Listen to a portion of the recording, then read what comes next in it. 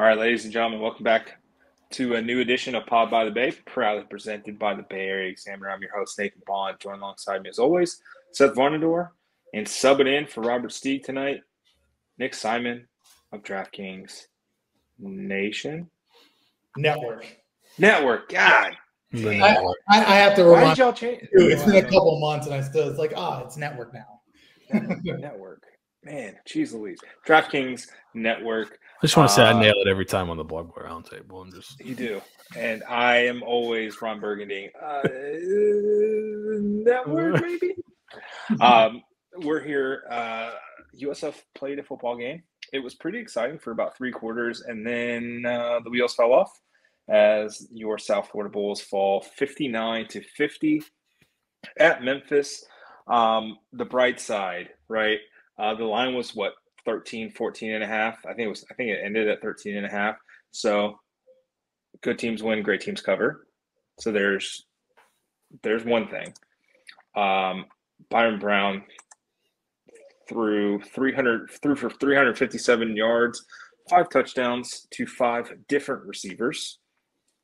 Also rushed for another 100 yards. Sean Atkins he's just good. I think that's probably there's not even jokes to be made about it. He's just good now. 9 catches, 89 yards, and a touchdown. His touchdown was an absolute dart from Byron Brown early in the game. The bad side, oh boy, this defense is atrocious, and it is not great. And I think it may have broken Alex Golesh this week. If you guys listen to his press conference on Tuesday, you'll understand what we're talking about, and we will get into those comments on this episode of Pod by the BAE. Initial reaction, Seth. You went through. There's Bulls by the numbers on the Patreon. Your initial reaction to this game? We knew Memphis, very good offense. We discussed it. They're a top-notch team. There's a reason why they're 7-2 now. But boy, howdy, did it was not fun to watch USF play defense. Yeah, I don't think we thought it was going to be. I think my score prediction last week was 48-30, and I'm pretty sure we mentioned the possibility of a 50 burger. Well, guess what? It happened. It wasn't a big shot. It's not like they haven't given up 56 points twice to probably lesser offenses already this year. Right. So, not shocking. You're hoping, we talked about on the advanced stats preview on the Patreon, where, turnovers. Got to cash in some of those. You actually lost the turnover battle pretty decisively. Good field position from the turnovers. That too. It was like everything we thought they had to do to have a chance to win this game. They did not. Now, they did some good stuff for managing the clock, at the end of the half, and then getting the 2-for-1 kind of there. Kind of working that, blocked a punt, which is kind of like a turnover. So, the game was not too much different than we thought. I thought they'd lose by 18. It was pretty close to that till that final touchdown. So not too shocking. But yeah, seeing that many points in a game is pretty shocking. I just looked at USF's basketball schedule from last year. They won a game 59-55. So you're getting pretty close in the football. So so that was it. That was it was a wild game, that's for sure. And a literal unforced error early just to kind of put you down 14. That was unexpected. I got flashbacks of the 1999 NFC Championship game where obviously my favorite quarterback of all time, Sean King, just goes and the ball's behind him, and that was basically it. Outside of Brian Kelly getting absolutely roasted on the outside for the actual game-ending touchdown. And as always, we must say it was a catch. That is just part and parcel for being a Bucs fan. Nick, did anything kind of stand out to you from Saturday, good and or bad? No, I think Seth touched on it. There's really nothing surprising. I mean, last week when I was on the show, I predicted, I think, somewhere like 41-28. So obviously both offenses completely blew past that. But I mean, defense is what it is, and we knew that they're not going to be able to go up against the likes of Blake Watson or Seth Hannigan or even the backup quarterback who comes in and throws an 80-yard bomb cold his first play out there. It just wasn't surprising. Again, impressed by Byram, impressed by the offense there. I think they've been fine this year. You mentioned Sean Atkins has been he's been balling out, but yeah, just nothing really surprising. Like we predicted it. Defense is still ass. Like it is what it is, my guy. I don't like it's not good. Tevin Carter, it was a 10-yard out, and it turned into an 85-yard touchdown because the USF for the last 4 years has not been able to tackle air. So that's been the issue, and I think you kind of saw some permeations of that in the press conference, and I think this was last week didn't break Alex Golesh, but boy, you could tell his frustration on Tuesday during that press conference. He may have said immaturity and not mature about 17 times. And even post game, it took him everything not to say the F-bomb like 40 times.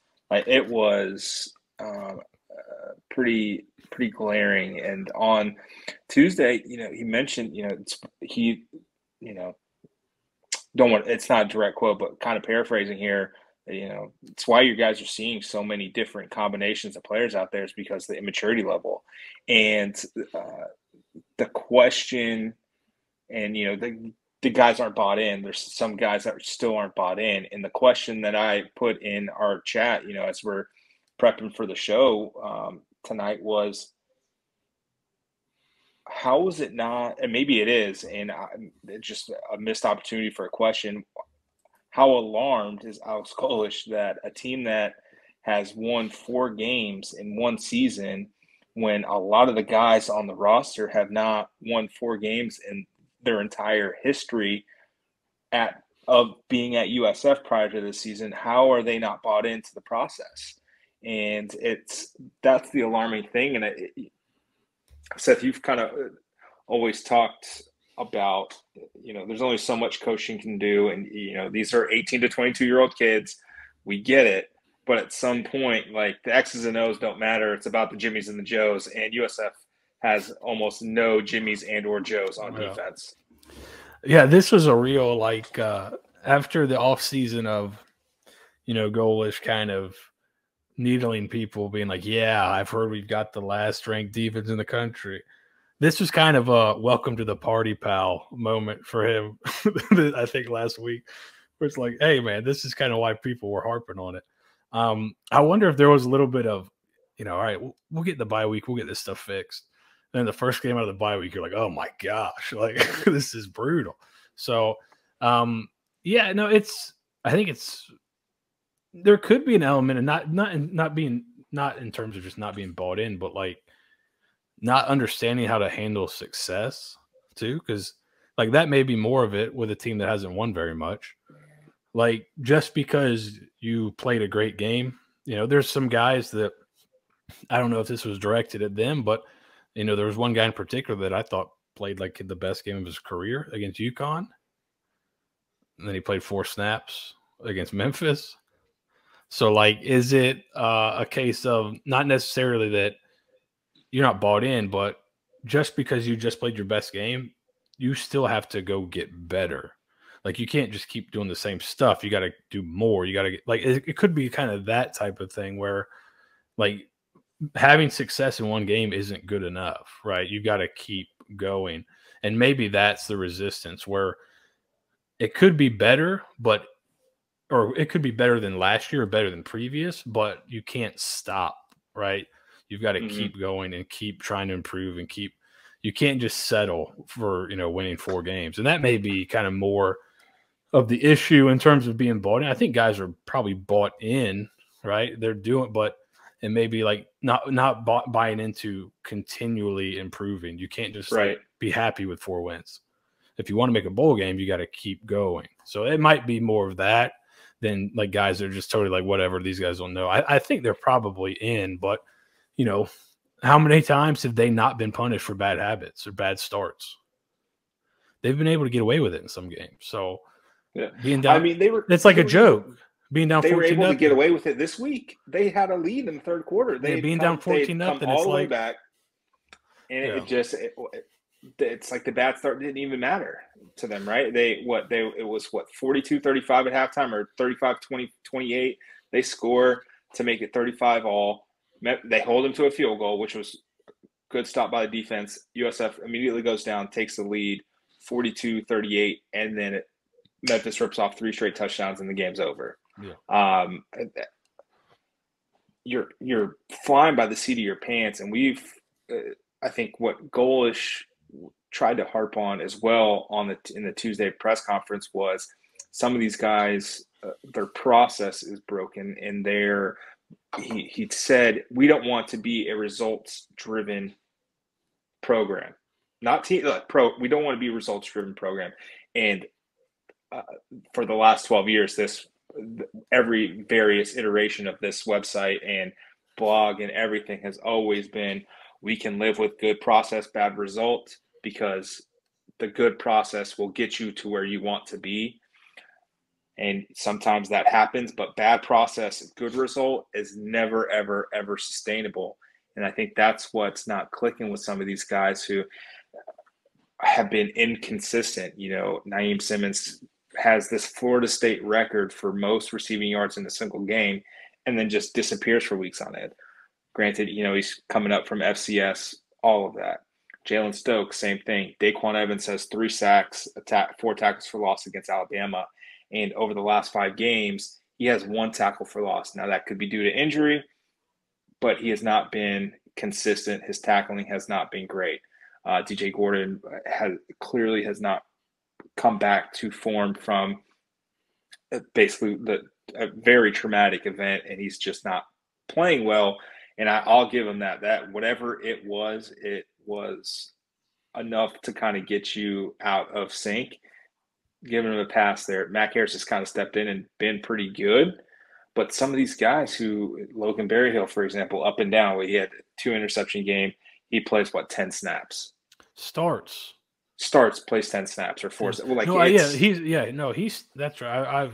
Earlier I was referencing Jalen Stokes. He played 10 snaps. Berryhill started and played 4 snaps. How does that even happen? Where are we? What do we want to be? And that's got to be the question inside each meeting room this week is, where do we want to be and who do we want to be going forward for these last 3 games where, quite frankly, you're going to be favored in 2 out of the 3 of them. This Temple line scares the bejesus out of me because it's dropped 7 points in the last 3 days. That's pretty wild to me. Is something going on at the Leroy Selman Center that we don't know about yet. We'll find out on Saturday. But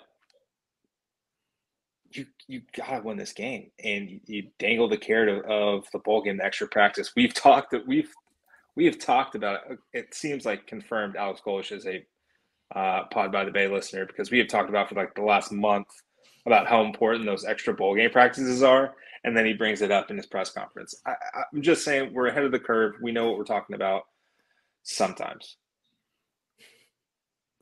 Yeah, I mean, it may just be a common saying, but I think probably got it from us. Confirmed listener. Listen, yeah, definitely. Hey, Alex.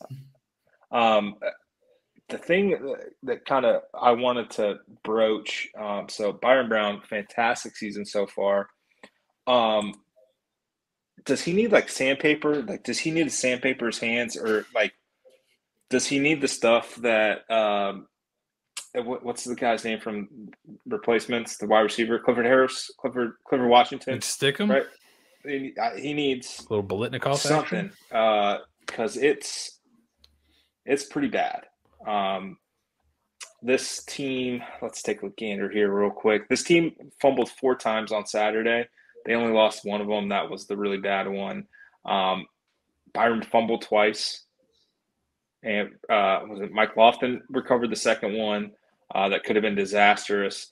But prior to last week, where they recovered 3 of their 4 fumbles, they don't recover fumbles, and maybe that's just fumble luck. It's an oblong ball, it bounces weirdly. But prior to last week, they had lost 8 of their 10 fumbles, and that's been an issue. Golesh has talked about the fumbling issue. Matt Hill had a fumble on kickoff on Saturday. Like it's not good, and Byron's responsible for 5 of those 9 fumbles lost, plus his 5-ish interceptions, 7 interceptions. So 12 turnovers in 98. You can't really win that much, especially when your defense is playing so poorly. Like, you can't keep giving the opposing team short field after short field. Yeah, USF is I'm not there. Let me find it exactly, but they're one of the worst teams in the country in terms of turning the ball over, and not just like turnover margin, like total turnover. So that's something we track in the Bulls by the numbers. They are 105th in the country in turnovers. Crazy part is they are 11th in the conference. Temple is worse. So that's an interesting tidbit. Sloppy game Saturday. Oh gosh, it's tough to be it's upsetting at how bad this defense is. They've given up 55 plus points. We're upping it to 55 because each game has been over 55 points. They've given up 55 plus in 3 of the last 4 games, and then the one game they didn't in that span was against a UConn team that got absolutely decimated last week.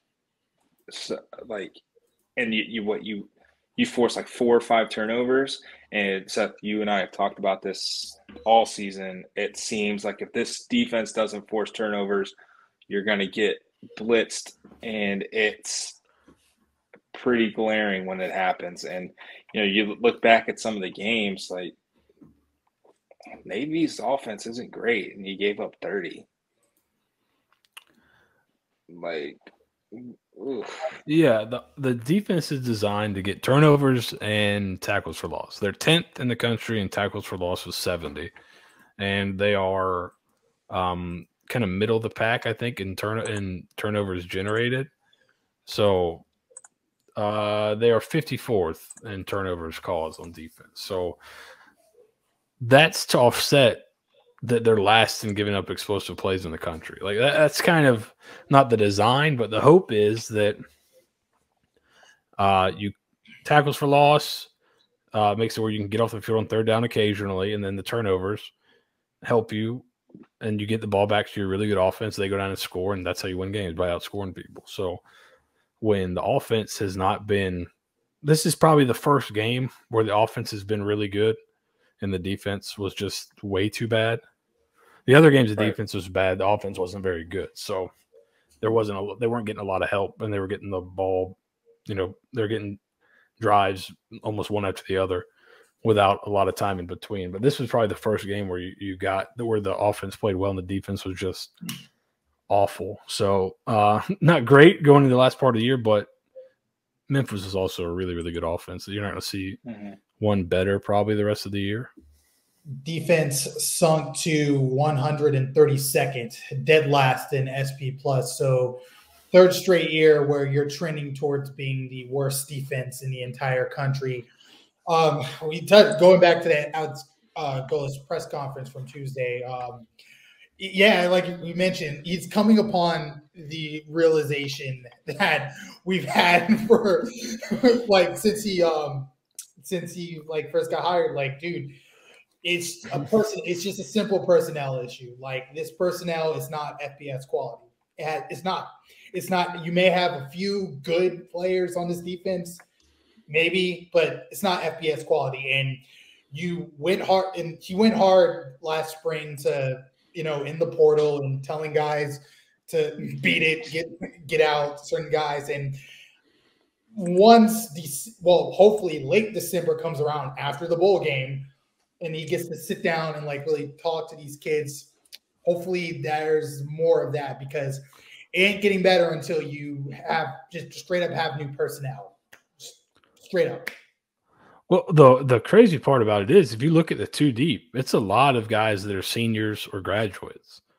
So you're going to have a lot of turnover after this year, kind of regardless. Now, you might get even more than that with the portal, but I don't know. That seemingly that wouldn't be the worst thing in the world. But it's at this point, there's 3 different coordinators in a row that are all having about the same amount of success. Now, this defense, it sounds weird, but this defense is better than the past 2. Like when you look at things like success rate, they're 52nd in the country in success rate. They're 56th in the country in third down defense. The problem is they give up so many explosive plays that, like, your tackles for loss were your top 10 in that. It doesn't matter because first, second, and 15, so what? I'm going to hit a 40-yard pass. So it doesn't, like, second and 15 means nothing, right? They're still terrible in yards per play, 129th in the country. And then explosive plays dead last. Available yards also starting to creep down to 108th. But there has been some progression, but they're just – I don't know if it's just like – it's hard to pinpoint. Is it like the back-end guys just aren't up to snuff in coverage? I mean, is it that? Like, you just give up a ton of explosive plays, mostly through the air, I'd imagine. Yeah. It's a combination of both. And, in the game thread on Saturday, someone mentioned, like, well, USF punted from the Memphis, like, 45 or something like that. Like, why are you punting? They're going to be there in a play. And quite literally, USF punted, and Memphis on first down completed like a 25-yard passing play, and it was right back to like the net zero basically of a punt between one play. That's just what this defense is, and as you mentioned, this is a very upperclassman heavy defense, and it seems like they haven't gotten much better. And for Alex Golesh, I think he had to pick and choose how he attacked recruiting and the transfer portal in the offseason. He had to go get offensive linemen. There just weren't enough bodies, right? He had to go get wide receivers because there weren't enough bodies. And you have to replace an All-American running back. You had to go do that. You had to bring in a transfer quarterback because I think everybody kind of knew Gary was just not going to be ready. You needed to bring a third guy in. You can only fix so many things in one offseason. And I think he figured, and probably rightfully so, bit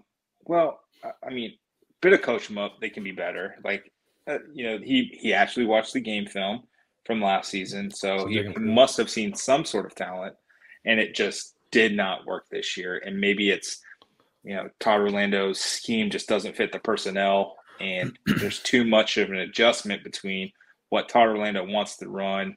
And Golesh even mentioned it in his press conference, like, we're laying a foundation, year one, even on defense, we're laying a foundation of the kind of defense we want to play. So you don't want to sacrifice some of that just because the talent level perhaps is not there. I thought building something for the future. I thought that was a really insightful answer. I think you don't hear coaches talk about it too much, especially in year ones, but that's something I've been preaching to people in like year ones, like, because Florida just went through one. So people would ask me about it, but it's the Golesh is going through it, like, and going all the way back to Kerwin's year one here, right? Kerwin could have shifted his scheme and try to maximize and get to 5 or 6 wins that year or whatever. But, he had a guaranteed contract. He thought he'd be here for a while. So he's trying to get in. This is what we need to do. And I need to see who cannot do it. Like, you need to see, all right, I need to know after this year if this guy cannot do it, because then I can go replace him. So, like, their plan was to go get 5 JUCO offensive linemen, like, because they knew after the first year, these guys aren't going to be able to do what we need. But I thought Golesh's answer today was, really, really well said in terms of the fine line you have to walk between trying to maximize your chances of winning games and also trying to maximize your chance, or I guess maximize your chance of winning games year one versus maximize your chances of winning games long term, right? It's hard that sometimes that can be because I could change he could maybe change his offense to slow it down a little more, help out the defense, do different things, but that's not how he wants to play in year 3. So he's got to know who can play like this right now. Defensively, same thing. You could change up. Maybe you could go to like a play cover 4 all the time and just keep everything underneath you and make people slowly kill you down the field. But that's not how you want to play going forward. So you need to see who can do it, especially in year 1 where you have a little bit of grace. So I thought that was a really insightful answer. And if you didn't hear it, it's about like 17 minutes into the press conference. It's a really, really good answer just from a coaching perspective on like that line you have to walk early in a tenure. Like, do you try to just maximize winning immediately, or do you get your foundation schematically in? This is what we're about. This is what we do. And we just got to make do. And I think that's what they're doing. I think that's the right way to do it too. I agree. And before we get out of here, Nick, any kind of final thoughts that you're looking toward Temple? Not going to be on the advanced stat show with Seth and I, but looking toward Temple, what do you want to see from this team that the last 3 weeks, starting with Saturday? Just prove that you can just cut down the explosive plays, man. Like, I mean, that's basically it. It seems like the offense is getting towards like a decent level of consistency, fumbles aside, turnovers aside. I mean, that was a pretty good effort all around, especially from Byron, from Sean, like we mentioned before. But I mean, defensively, it's like, listen, man, we know that this defense is going to be perfect, and it's not going to be perfect. We know that they're going to, they're prone to giving up explosive plays, but just can you not on every single drive, man, or every other drive, man. Like just get some damn stops. Like it's simple as that. That's it, man. You're playing EJ Warner. I know, like we're looking at this as like a game that we're favored in, but again, this is the same. We said the same thing last year, and this Temple team shredded us. Like EJ Warner looked like his dad.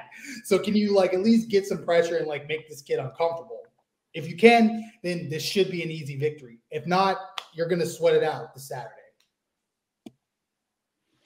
Absolutely. And with that, we'll wrap up this edition of Pod by the Bay. We making picks? Do you want to? I think we might as well, right? We're here. I'll go first, and y'all can go from there. Bulls by 24. I trust this offense can light up this Temple defense, and Temple likes to turn the ball over. So, yeah, I'm not quite as bullish, but I'll say USF by double digits. You're getting a lot of action on Temple because Warner is back, but like you mentioned, his last 5 games he's thrown, or his last 5 games he's thrown 5 picks. He threw 2 picks last week against Navy. He throws interceptions, and Temple is, like we mentioned, the worst team in turnovers. Now, some of that can't factor that totally in, but the Temple defense is just as bad, if not worse. And I think they played a much lighter schedule than USF has in terms of kind of strength of schedule. So, yeah, I think USF should win this one, should be going away, but I think we're going to see a high-scoring game regardless. Over under 67, I think we're probably over that. But I like USF to win, like a Rice-type game. Yeah, I think the over just cashes. I think this is going to be USF 38, Temple 31. I got to see it. I got to see it before I can like call things like blowouts or easy victories. I think they'll sweat this. I think they'll sweat this one out, but they'll be kind of similar to UConn game. They'll be able to make a few plays towards the end to establish enough cushion to gut this one out. Perfect. There you go. Dubs all around. Let's go get one more win. Let's go 1-0 this week. One step closer to a bowl game. With that, thanks for tuning in. Go Bulls. Go Bulls. Bulls.